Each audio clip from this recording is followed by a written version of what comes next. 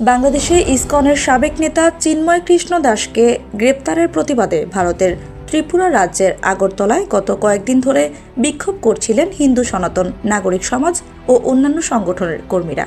ত্রিপুরার বেলোনিয়া ও আগরতলায় তারা বাংলাদেশের অন্তর্বর্তী সরকার প্রধানের কুশপুত্তলিকা দাহ করে প্রতিবাদ জানান বলে ইন্ডিয়া এক্সপ্রেসের প্রতিবেদনে উল্লেখ করা হয়েছে। হিন্দুস্তান টাইমস জানায়, দুপুরে হিন্দু সংগ্রাম সমিতির ব্যানারে আগরতলায় বাংলাদেশ সহকারী হাইকমিশনারের সামনে জড়ো হন বিক্ষোভকারীরা।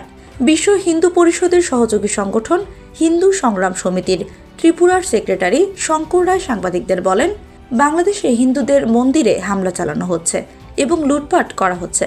সম্প্রতি ইসকনের চিন্ময় কৃষ্ণকে গ্রেপ্তার করে কারাগারে পাঠানো হয়েছে। আমরা তার নিঃশর্ত মুক্তি চাই।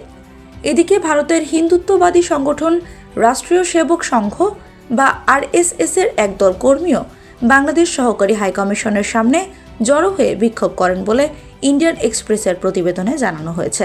বিক্ষোভকারীদের একটি প্রতিনিধি দল পরে বাংলাদেশ সরকারের কাছে একটি প্রতিবাদ লিপি দিতে সহকারী হাইকমিশনারের সঙ্গে দেখা করতে মিশন কার্যালয়ে প্রবেশ করে বলে শঙ্কর রায় জানান। এ সময় 50 জনের বেশি বিক্ষোভকারীদের একটি দল নিরাপত্তা বেষ্টনী ভেঙে বাংলাদেশ মিশনের ভেতর প্রবেশ করে বলে দ্য হিন্দু জানিয়েছে। তারা ভেতরে ঢুকে হামলা করে মিশন প্রাঙ্গণের কিছু সাইনবোর্ড ভাঙচুর করে বলে জানা গেছে।